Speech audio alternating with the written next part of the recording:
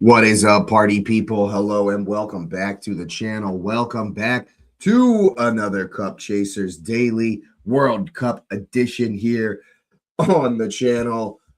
It was a crazy day again in the first matches of the second match day here in the FIFA World Cup. And some crazy things happened, of course, some interesting things. So go ahead and make sure you are liking, make sure you're subscribing, make sure you're locked in, of course, with that notification bell, all that good stuff, of course, while we get into this one right here. I like to take things in chronological order as we normally do. And Czechia versus South Africa was kind of a tepid game. Kind of a typical performance from the Czechs. I thought, excuse me, I thought that they definitely sat back and defended. They did their thing. They sat back and defended. They got their goal. But just sitting back so much like that really, really invites pressure on, invites the other team on. It makes people think that, it makes the team that you're playing against believe. It gives them belief that they're still might just for some reason my internet has got me trying to read stuff in Spanish. I don't know what's going on. Anyway, for some reason Czechia just sat back and they let South Africa stay in the game. They let them hang around. They didn't put them away. And it's kind of what we expect from Czechia, to be honest with you. One of the teams that are definitely not most prolific going forward. I thought Patrick Schick was okay. They need to find him a whole lot more. I thought that they definitely need to work harder to get him on the ball, get him on the end of things for sure, because in that group, it's looking pretty bleak for both South Africa and Czechia, hanging on by a thread, especially going up against the better two teams in the group in the next game. It's definitely going to be very, very tough, in my opinion, for either of those teams to qualify for the round of 32. In my bracket, of course, that we did pre-tournament, it looks like you can make it through with 4 points into the round of 32. But what it does not look like is if you only get one win, your goal difference could come into play, of course, but that actually isn't going to matter for Czechia and South Africa. I do think 4 points gets you into the round of 32, but that would entail either of them shocking the other in the group in the last game. And the problem with that is that South Korea are not necessarily through to the next round yet with an even goal difference. That's going to be squeaky bum time, biting your nails as to whether or not you will advance. So that means that South Korea aren't going to be taking it lightly. They aren't going to know in the back of their mind that they're through already. In fact, it's quite the opposite. So they will indeed come to play in that last game. It's going to be tough for South Africa, is who Korea are playing in the last game, and I don't see it. I do not see it at all. I don't see that at all, because based on what we've seen so far, I definitely think the Koreans will handle South Africa and go through to the next round in second place, maybe even third place, depending on how big the margin is and what happens in the other game. I do expect Mexico probably to handle Czechia. When you think of teams that could really come at you and really cause you a lot of problems, Czechia doesn't come to mind, especially with the fact that I have a sneaking suspicion that third game is at the Azteca, and that is bad news bears for anyone not playing on the Mexico team, because Estadio Banorte. Why would they not play at Azteca? It says Estadio Banorte here in Mexico City. I don't even know what that is. So why would they not play at Azteca? Let me look this up. Estadio Banorte. Estadio Banorte.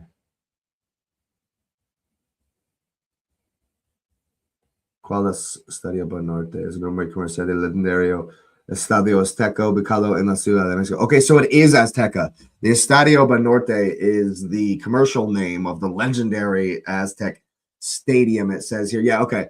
So it is Azteca. And that spells doom for Czechia. That spells doom for Czechia, in my opinion, because they're gonna have to come out. They're gonna have to come out. They are eliminated as it sits. And yeah, 1 point's not going to do it. 1 point is definitely not getting you through in third place. And so we know that Czechia are going to have to attack Mexico, and that's not good. That's not good. That's not what they do. As we've seen in the last couple of games, they get a goal and they sit, and they sit back and they try to chill, and that has not worked at all.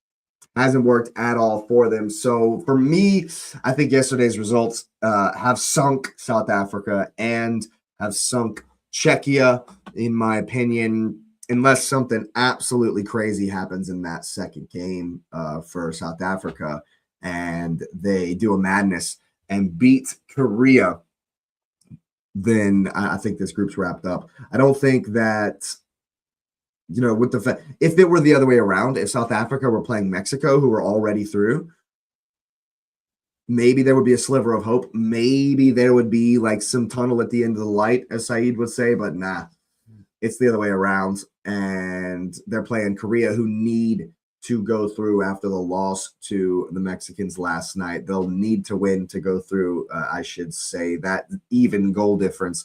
I doubt very seriously that a team on 3 points with an even goal difference will go through. It's probably going to take like a positive 2 or 3 goal difference to be those last qualifiers from the third place spots. So yeah, Czechia, South Africa absolutely are in trouble. But as far as that game itself, I think that's where they've dropped the ball, Czechia. They should have held it out. They should have, attacked more. They shouldn't have let South Africa come on to them so much. And I think it's cost them the tournament. I absolutely think that their lack of attacking, their very defensive style has cost them the tournament. I really do. And I think that South Africa, they're just poor. They're just not as amazing, not even as good as they were the last time we've seen them, I feel like. And they've really struggled. And I think that they're done as well. I just think the Koreans will have too much for them in the end. But of course, that was not the only game yesterday. Let me go back. The next game was the Switzerland game, I do believe. Yes, indeed, it was. And I mean, for me, I guess for Bosnia, for about 70 minutes, it looked fine. It looked like, a typical Bosnia performance. Keep it solid at the back. Don't give up too much space. Keep everything in front of you. It was dominated. The Swiss dominated possession as we expected, and really, really struggled to break through the low block. Really couldn't get much going. But in turn, neither could Bosnia. Dzeko started. He had an old performance. He had an aging performance is what that was. You could see every one of his 40 years in his performance in those minutes he did. I think he came off in like the 60th or something. And for those like myself who had a little wager on the under on some low scoring stuff, wow. Big up Manzambi. Comes in from the sub and absolutely dominates. Just took over the game. Just took over the game. I was not familiar with Homie's game at all. I was not familiar with Homie's name at all. And so, dude, wow. Comes on World Cup stage and absolutely dominates in that. He came on in like the 70th minute or whatever. I mean, at that second hydration break, it was 0-0. It was 0-0, 70th minute. And I was thinking, man, this is perfect. Because I hadn't picked a winner. I just had the under. I was like, this is perfect for me. And then the game exploded. Manzambi comes in and just absolutely dominates, scores immediately. And it was just go, go, go from there. It was all Switzerland from there, and before the game, I was thinking, man, they could struggle to score. Embolo hasn't really lit the world on fire, and so who's going to score for Switzerland? I was like, who's going to be the guy? They definitely need to step it up after the draw in the first game.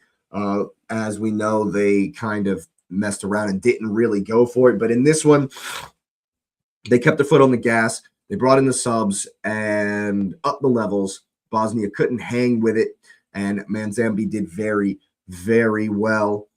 Got on the score sheet to start the things rolling, and ended up being a very, very good day for the Swiss. Of course, there was a red card in the end, but it was the Manzambi show. And yeah, they were already ahead when he got the red card, 1-0. But that really tanked them. That really ended it for them. But yeah, big up to the Swiss manager, Yakin, who was able to bring in the subs that absolutely changed the game and absolutely won them the points. And of course, as we were discussing in the last game, that means that Switzerland are 100% through. Yes, they're only on 4 points. So too is Canada. They're both through. But as we know from the brackets, from the permutations, 4 points should get you through to the round of 32. Now it is a straight playoff, a straight up battle for first place in that group in the last game, because Canada does indeed play Switzerland. And even though there are permutations where, Bosnia could win by 5 goals, Bosnia would have to win by like 10 goals to overturn the goal difference. And they have a shot, actually. Bosnia still do have a shot, actually, looking at this table going through, because they are playing Qatar, and a win will put them on 4 points. And I think that will get you through to the round of 32. Of course, Canada and Switzerland could draw, and they would both go through, and they would both be first and second. Canada would finish first, Switzerland finished second if they do play out a draw in the third match. So, yeah, great win for Switzerland. Puts them in prime position, definitely going to qualify for the round of 32 at least as a third place team. Both of those have booked their ticket. So it's just up to whoever's going to win that group. I think that, Bosnia were doing just fine up until the red card, honestly, even after the goal. I mean, yeah, Manzambi came in and they were probably tired after running, for so long, chasing for so long. It's really, really tough in international football, I believe, to defend for 90 minutes, to defend the whole time like Bosnia tried to do, especially when your front man isn't really playing well, isn't really holding up the ball that much. And Dzeko really struggled. So I think that it was all one-way traffic, and in the end, the floodgates were burst through, and Switzerland came out with the 4-1 victory. Fantastic position for the Swiss. Now, the Canada game. Wow, the Canada game. Man, this game was, I'm going to say it, man, it was a disgrace. That was an absolute disgrace from the Qataris. I'm not going to lie. That was horrendous. A horrendous, shameful, shocking performance from the Qataris. Like an absolute, you've disgraced your nation. You've disgraced yourself. This was disgusting. It really was. It really was a disgusting performance from the Qataris. For a little bit there in the first 10 minutes or so, it looked like it looked like there might be something for Qatar in this game. Maybe might be something, a little something, but literally after the first goal, they gave up. They literally gave up after the first goal. Akram Afif, he did so much walking, man. So much walking. It was crazy. He's the guy. He's the guy that they look to, like the only guy that on Qatar that you're going to look to really pull you out of the mud, to really help you and set the tone for your team and how you're going to work and how you're going to, put the shift in today. And he didn't do it. He did not do that. He let his team down. And I think that was the tone. That's what set the tone from the Qataris for the rest of the game. That's what set the tone for the rest of the game, was their star man just not giving a shit, just not caring at all. And it's disgusting to see that from any national team, and that's before I get into what they did afterwards. The way you could see it in the body language, the way they played was just like before. I'm talking about before the red cards. It was pretty disgusting. And they got frustrated because they're shit and were getting beat and started kicking people, started fouling people.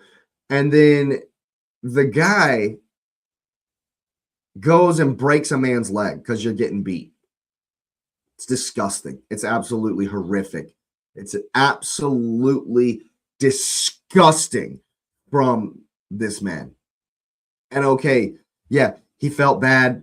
He apologized, and the dude went into the locker room after the game and apologized to the entire Canada team. I'm gonna be honest, man. If I'm in the Canada dressing room, you can stuff your sorries right up your ass. You can stuff that shit right up your ass, because that was crazy. That was a horror challenge. There's no way you can tell me that he didn't mean to kick the absolute ever-loving you-know-what out of him. Yes, in the way it happened, it was an accident that man's leg got broken, but the intent was there. The man came in and laid into him, tried to kick the crap out of him, succeeded, and broke the man's leg. That's disgusting. It's absolutely horrific from the Qatar. A shameful, shameful embarrassment of a performance from the Qataris, man. Like that was like, this is the World Cup, man. This is the biggest stage. You can't be doing shit like that. You have to be professional. And honestly, I do blame Akram Afif. I do blame their best player for his body language, for the way he stopped it. He got hooked. He got hooked at halftime because of this bullshit, or in like the 60th minute or whatever. He got hooked because of this, because he just refused to work for the team, even though they were getting beat. Okay, it was you were already losing or whatever, but as soon as the first goal, Kyle Larin, 16th minute, as soon as the first goal went in, the guy that they look to, who needs to have the energy to pull them out of the bullshit, didn't bother, didn't care. The indifference from this man, your best player, dude. I was disgusted by the Qataris yesterday, man. Absolutely disgusting performance. To come out in a World Cup and do some shit like that, and then get frustrated and start injuring people and start kicking people. That's gross, man. That's really, really not a good look. And in my opinion, they deserved more than what they got. They deserve 10. They deserve to get absolutely slaughtered in this game. And in the end, it was 6-0. In the end, it was 6-0. Jonathan David, we'll move on to more happy things in this game. Pick up Canada.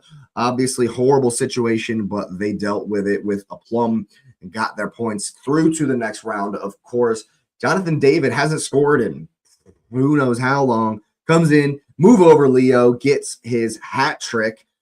Big up Jonathan David. I mean, not many people have ever scored a World Cup. You know what? I'm going to look this up. I'm actually going to look this up. How many players have ever scored a hat trick at the World Cup? So only 51 players have ever scored a hat trick in the World Cup. A short list when you consider the players and the over through the years. We're almost at the Centenario. That'll be the next tournament. And so in 100 years of World Cup football, only 51 people have done it. And you can add Jonathan David's name to that list. What a performance from the number 10. Definitely took what was in front of him, took advantage of the situation, got his goals, and Canada run out 6-0 winners. Of course, sending all the best to Ishmael Kone and hoping for a speedy recovery. That's a massive loss for them, to be honest with you, but hoping for a speedy recovery for the midfielder from Canada, of course. But as far as the permutations in that group are concerned, Canada are through. And it's, I mean, it's overshadowed, of course, by what happened, but it's their first win in a World Cup.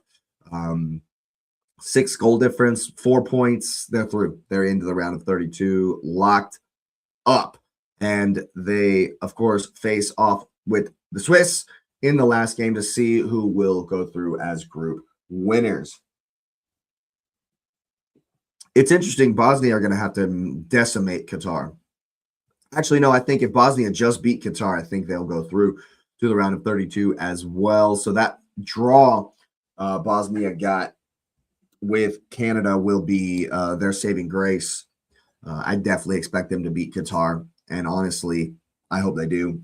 I hope Qatar hold another 5, another 6, because that's disgusting work from them. Yeah, they're out. I have zero hope for them. Bye, Felicia. Get out the tournament, because that's some bullshit, if you ask me. And that just leaves the night game last night. Big win for Mexico. They've won the group. They are through to the next round. And I got to say, it was not the game I expected. It was not the performance from the Koreans I expected. I thought that they would have more energy, more verve, more passion. Not more passion. They definitely worked hard. They definitely had the passion. They definitely were there for it. But I just felt that I understand. I got to understand sitting back versus the Mexico in Guadalajara. You know, you're just drowned out by the Mexico fans, of course. So hostile environment, definitely a tough away fixture. You know, it's definitely an away fixture, and playing Mexico in Mexico for anybody is going to be freaking tough. It's going to be so tough for anyone to go there and get a result versus Mexico. So that's definitely going in their favor. I thought that, you know, Mexico being they were good on the ball. They were good in possession. I thought they worked hard against the low block that South Korea put out. I didn't expect that. I thought Korea would have more of, an attacking impetus, more possession. I thought the game would be far more even than it was. I thought there'd be more goals. Montes came in for Mexico at the back and had a good game. It's keeping Heung-min Son quiet. Hwang Hee-chan came in, didn't do much. Kang In Lee was, he ran around a lot and they were trying to find him, but he was way too deep. He's their creative player. He was way too deep, picking up the ball in positions that half field. And, you need someone else to be doing that so you can get the ball into him. So Lee Kang-in could combine with Heung-min Son, and they were just not able to do it. They were just not really able to get that going at all. The Mexicans battled really well in the midfield, were very resolute off the ball, tigerish in their defending and their pressing, and were able to keep the South Koreans to not much at all, man.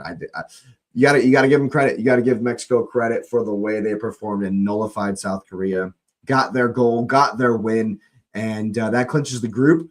They are through as group winners into the next round. It'll be very, very interesting to see their approach versus the Czechs in the final game.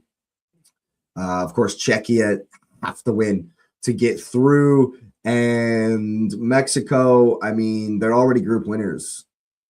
So it'll be very interesting to see what their approach is. Is it going to be a rotation, get some people some different minutes, get some rest for the likes of Raul Jimenez, etc. For the starters, Quinones, we'll see what they do. You probably expect some rotation just to get other guys some experience. I mean, there's no point really in getting anybody hurt. You've already won the group. You can't change your position in that third game, so it'll just be kind of a free roll for the Mexicans in that last game. Obviously, I don't think they obviously don't want to lose any game at the World Cup. Don't want to nullify or dull your momentum. They definitely have created such. So I think they're going to stand up and be resolute. They're not just going to roll over, but it's not going to be your first 11 for Mexico in that game, I expect. And yeah, I think South Korea will be fine as well moving forward. South Africa has not impressed me, hanging on by the skin of their teeth. They have to beat Korea in the final game. I don't think that's going to happen. Therefore, so I see Korea definitely going. I think Czechia and South Africa are going home. Don't think that they're going to be able to overturn these results. I don't think that they're, even if Czechia get a draw, 2 points will not be good enough to get you into the round of 32. And so I think that group is pretty much wrapped up. Mexico will go through in first, South Korea in second. The other two will go home, in my not so humble opinion. But of course, that does wrap up the day yesterday, I should say. And we move on to the ever so important USA versus Australia, two teams that absolutely impressed in the biggest way on the biggest stage in those first games. It is in Seattle. I do want to look up something right quick. Have the U.S. men's national team ever lost a game in Seattle?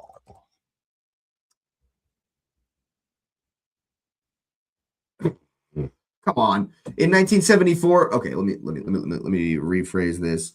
In Seattle Seahawks Stadium. That's better. The U.S. men's national team have never lost a game at Lumen Field. 6 wins, 0 draws, 0 losses in Seattle. So that right there, that home field advantage. Any NFL fans in the chat know that playing the Seattle Seahawks in Seattle is bullshit. And so we're looking to have that sort of a home atmosphere today versus Australia, who I think are going to play well. I think they're going to do exactly what they did versus Turkey. Sit back, soak up pressure, and counter with speed from Irakunja and the number 9 who played well in the last game as well. I can't remember his name off the top of my head. So many players, so many games. It's all running together. Of course, there's going to be a lot of pressure on this game because I have a sneaking suspicion, a sinking fear that we will be without Captain America today. It's when you hear these day-to-day things, when you hear, oh, he's training with, the trainers, he's on another field, he's doing light gym work, he's got, off to the side with the coaches, and he's not with the main team. I don't think we should risk him, honestly. I don't think we should risk him. I know that we need all of our best players, put our best foot forward to win this game because Australia are going to be very, very resolute defending. And they know that they know they'll be just fine. A draw will see them through to the round of 32. And so their approach will not change. I expect it to be a very defensive kind of counterattacking style from Australia. And I'm hoping that without Christian Pulisic, we can find a way to unlock them. USA definitely give up chances on the break. So I'm not exactly too hopeful of a shutout. We do concede, but we're going to have to score some goals. This is going to be a tough game. This actually could be a very, very tough game today without Christian Pulisic. Without our main man in attack. Of course, Florian Balogun will have to step up. What's up, Lumen? Hope you are well. I didn't know they named a stadium after you. But we are playing, USA are playing Australia at Lumen Field today. That's funny. That just clicked. But yeah, it's going to be very, very tough without Christian Pulisic today. It will very much depend on who comes in there to it'll probably be Gio Reyna, to be honest with you. That's kind of that seems like the normal, the likely replacement, the natural replacement. Gio Reyna came in and got the goal, of course, after Pulisic was substituted. And I think that's the way to go. I think that's what we need to do. We need to put him in there. Yeah, the Seattle Seahawks Stadium up in Seattle is called Lumen Field. And yeah, I mean, if you're thinking about Pulisic, yeah, I'm not sure he's going to be playing Lumen. It's a blow, but I think that we should definitely, maybe they should do a Saka thing. They should do a Bukayo Saka thing where they start someone else and then he comes in and plays for like half an hour. Honestly, I would love to see where we don't need him at all today. Like, I would love to see where, okay, maybe we were holding off and he was going to come in the 60th if we needed him, but we're already up 2 goals or whatever. That would be beautiful. Chef's kiss, as they say, and we can save Pulisic for the remainder of the tournament. Let him get as healthy as he can be. Yes, this is the one we're discussing, Lumen, USA, Australia. Yeah, what's up, Mom? Yeah, I'm not sure he's going to play, and so it's going to be very, very tough today. But I think Gio Reyna is capable cover for him. I definitely think that he'll be boosted by getting the goal in the last game. It was a very, very lovely finish at the end of a free-flowing move. So I definitely expect this game to be very, very exciting. Even without Christian Pulisic, we are going to be going at them, trying, we're going to have the attacking impetus. We'll have a lot more of the ball. And I think if we can, it's the counter press, right? So to nullify what they're going to do, as soon as they win the ball, they're going to be trying to play quick in the other direction. We have to swarm immediately.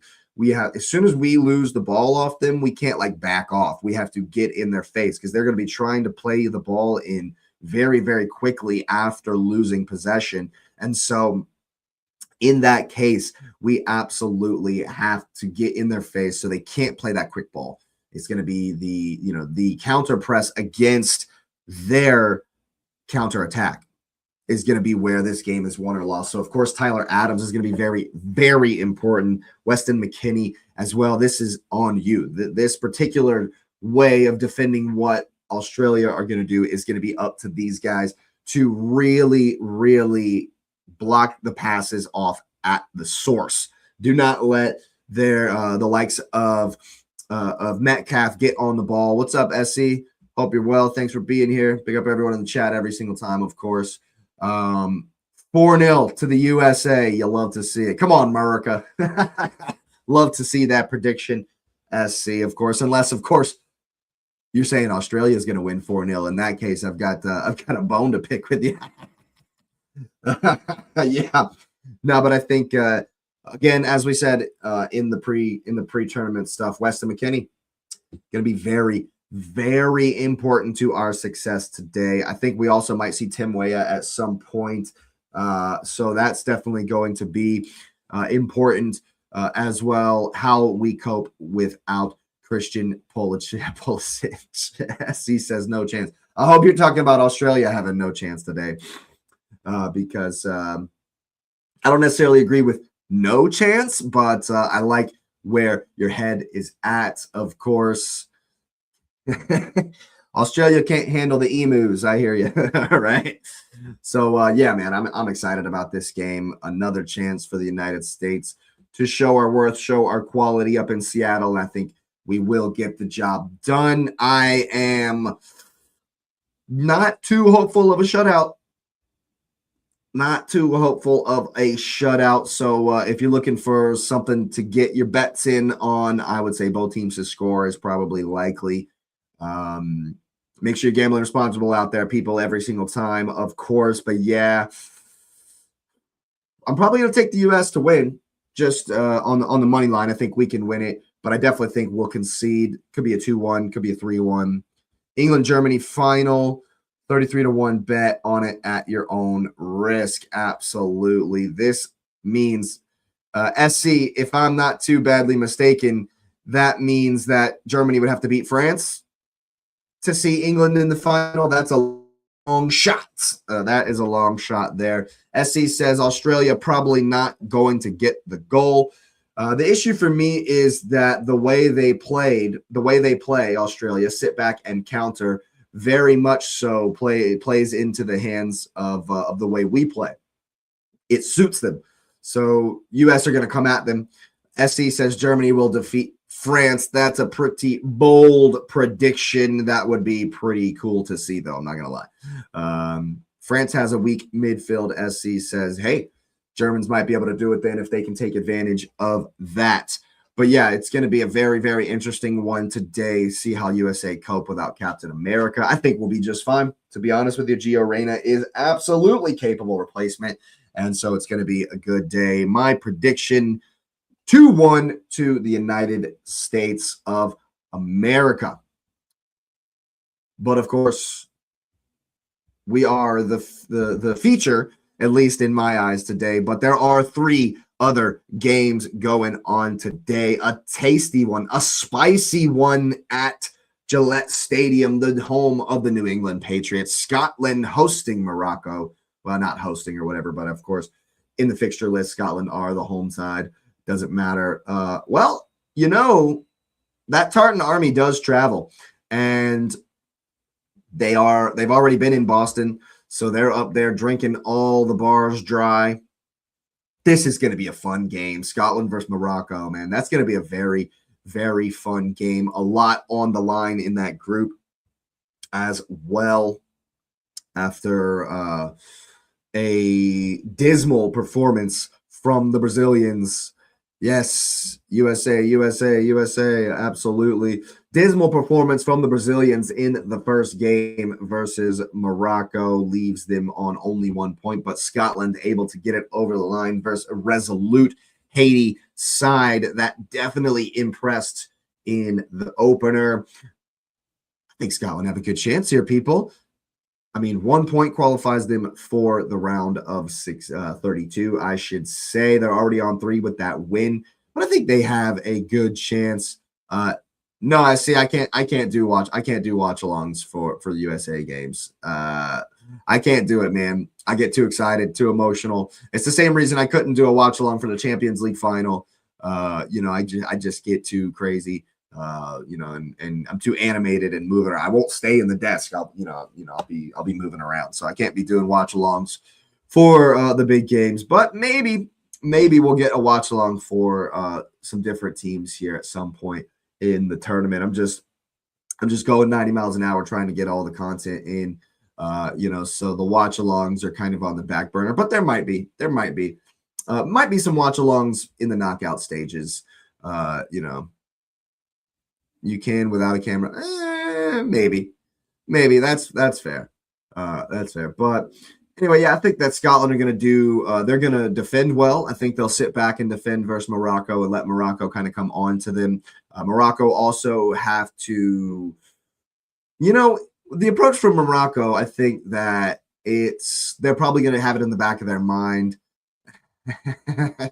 Yes, my mom can confirm here that it's tough. It's tough. I get way animated, of course. But I think Scotland will sit back. I think Morocco can they'll definitely be the ones with more of the possession coming on to the Scots. And I think that Scotland will do well to hit on the break. I think that they're definitely going to have to up the levels, though. I think Haiti kind of surprised them. And I think that they should be aware that Morocco are a better side. And are going to give them a sterner test. Thus, the likes of Scotty McTominay in that middle of the park. John McGinn are going to have big games, big games to deal with it. Essie, yes, indeed, she is tuning in. Mom's in the building, of course. And yeah, so I think Scotland have to up the levels from what they showed us versus Haiti, and I think they will do. knowing that Morocco are sterner opposition. Morocco probably going to have a lot of the ball and try to break down Scotland and that resolute defense. And that's going to be a tasty one. Very, very tasty one. Probably low scoring if I had to guess. We might see a draw in that one. Might take some magic from Scotty McTominay, another bicycle kick or something crazy to get Scotland some goals in that one. But it's going to be spicy, picante, as they say, for sure. So make sure you're locked in for that one as well. Brazil versus Haiti being the next game of the day, the next game in Group B. Is that Group C? Whatever group that is. And this one's in Philadelphia. Brazil versus Haiti. 8:30 p.m. kickoff. The weather won't be too much of a problem. Of course, it's Brazil and Haiti, so they're probably not as worried about the heat as some teams. SC says, Mom raised me well. Well, big up Tammy in the building. Big up Mom of every single time, of course. Yeah, Brazil, Haiti, they're not going to be worried about the heat at all. And when you look at this one on paper, you're thinking, okay, Brazil should dominate. Brazil should decimate. Brazil should insert your your way to say they're going to absolutely destroy the Haiti. But of course, Haiti showed us in that first game that they are no mugs, no pushovers. They're going to come to play. And I still do think that they're going to get dominated. I don't think that Brazil are going to take them lightly, especially since they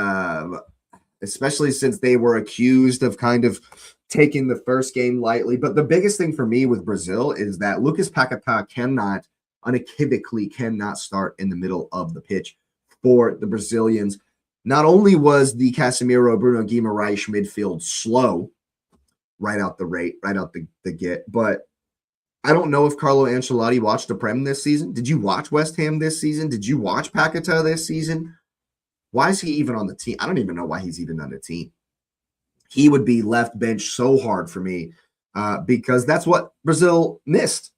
That is literally the reason Brazil did not win the game versus Morocco, did not have any attacking fluidity. There was no connection from the defense to the attackers, to Rafinha, to Igor Thiago, who had a terrible game, by the way, and which makes me think that Carlo Ancelotti is going to run it back. But instead of having Igor Thiago, he's just going to put Cunha in the number 9 role, which is the wrong approach for me. He needs to remove Paquetá from the team, from the first 11, put Cunha in that center attacking role, and let Thiago have another shot, another chance. And I think that would fix their issues altogether. I really do think that would fix their issues altogether, would be to let, even if you keep Casemiro and Guimaraes and you're still kind of slow, but behind Cunha, he will be the man to connect the defense to the attack. And they'll look far more connected, I guess is the word. They'll look far more fluid. They'll look a lot more like a Brazilian side. And I think that is the main number one issue that they need to fix. Someone who is going to make sure the space between the forwards and the defense is not gargantuan. And that was the issue that we had with Manchester United all season, right? Where, Casemiro was getting left on an island in that Amorim system. And we kind of saw some of that. Guimaraes and Casemiro are not going to be able to cover every blade of grass in the middle of the park, especially when they're not on the ball as much, because no one's connecting them to the forwards. That means they're having to do a lot more running, a lot more work defensively, and that cost Brazil a lot. It cost them possession a lot. That's why Morocco had more of the ball. That's why Morocco were bopping it around. That's why they had so much confidence against a Brazilian side that should be absolutely wrecking worlds. But even though you put out some of the best players in the world on the pitch, you still have to have a tactically sound game plan. You still have to play the game. It is not played on paper. You're not just going to out-athlete everyone. And you're definitely not just going to out-athlete Haiti. Look at the last game. They showed up. They played well. They competed physically, competitive in their approach. So you're not just going to out-athlete them today. You 100% need to put the ball down, get somebody who's going in the middle of the park, who's going to connect the likes of Vinny and Rafinha to the likes of Guimaraes and Casemiro. It's a simple thing. And if they do that, this will be 6-0. If they do that, Brazil will absolutely wreck shop. So if you're a betting man, you definitely want to wait for lineups for Brazil versus Haiti. Have to wait for the lineup for Brazil versus Haiti to see who's playing in the middle of the park. If they don't change a thing and Paquetá is in the center of the midfield, they're going to struggle.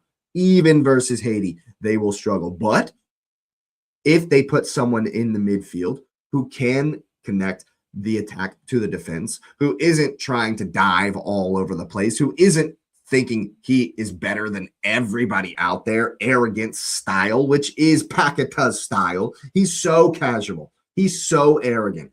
Even when he plays for West Ham, bro, you got relegated and you're that arrogant. I don't like Paquetá at all. I don't think he's the guy.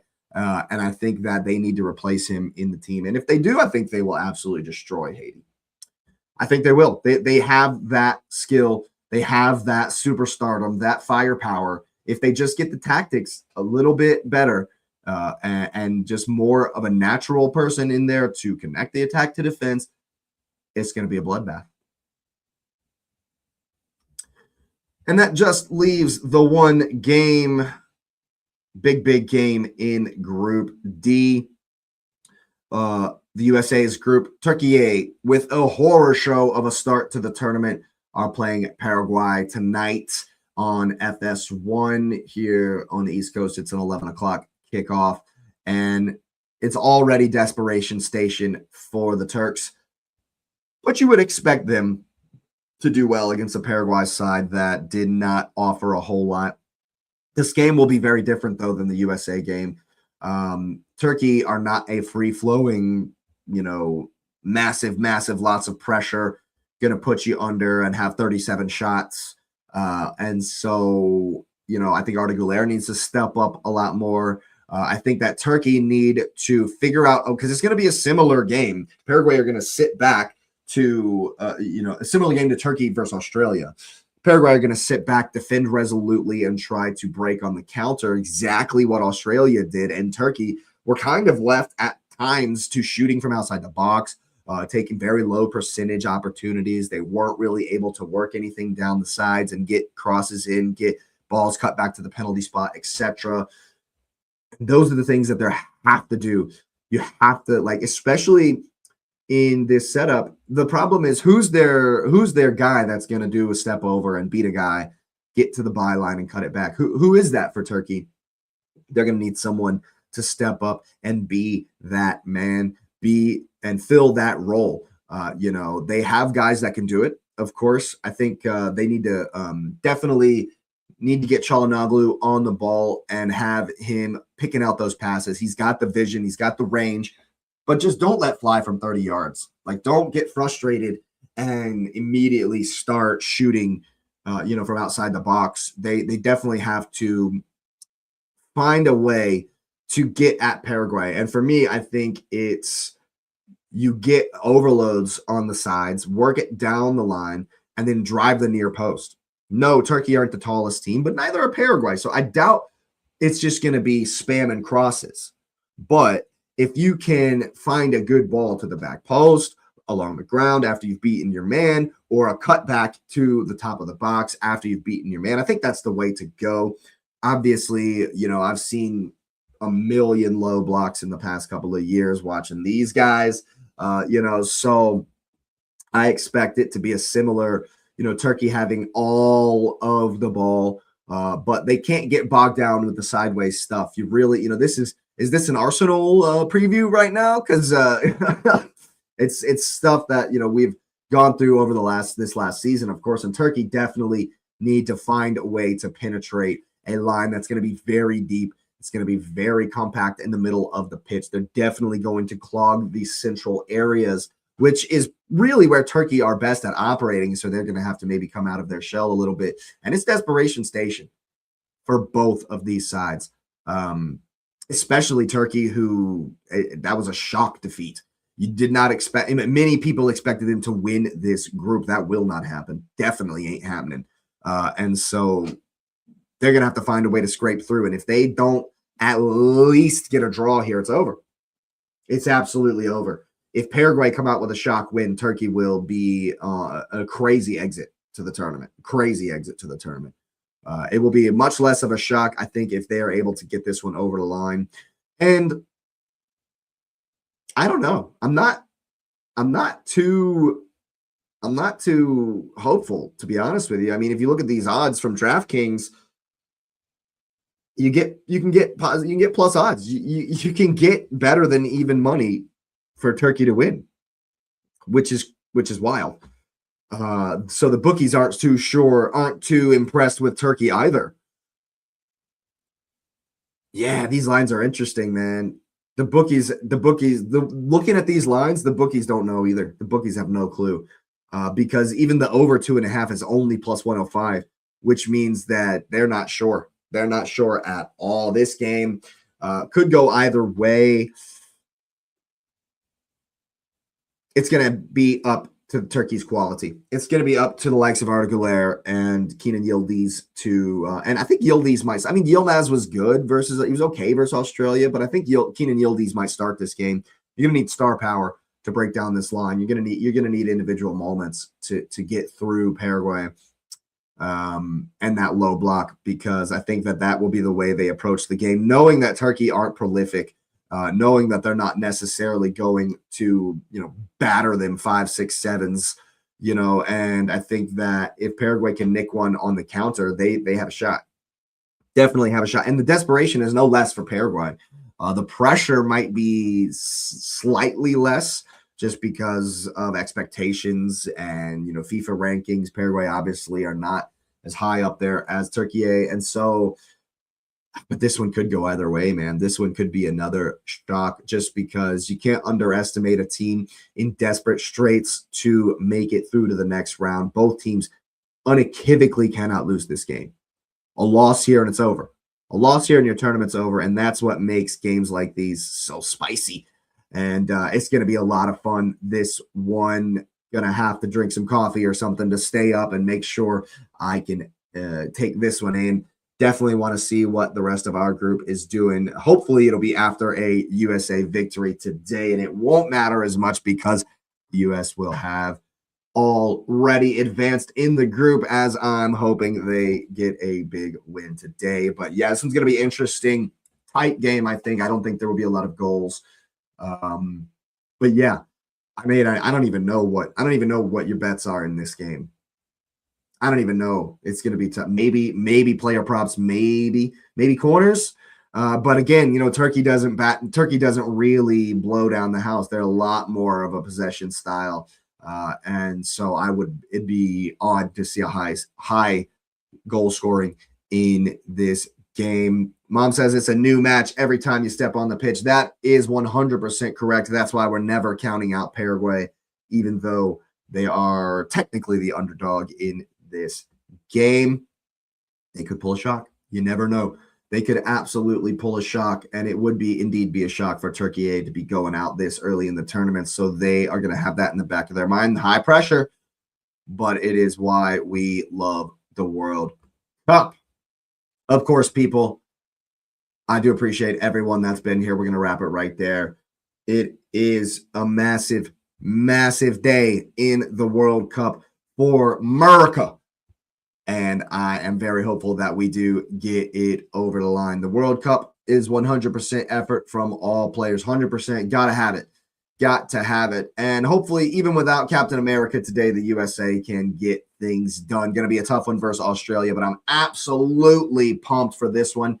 I hope you are as well. I'm pumped for everyone that was here. Thanks, of course, for tuning in. Make sure you're liking. Make sure you're subscribing to the channel. I'm definitely feeling the love on the 3 facts for each nation on my World Cup shorts. So I appreciate that. Make sure you get the notification bell on so you know when we're live Again, of course, it's every single day as we go through the tournament here. So thanks again, and we'll see you next time.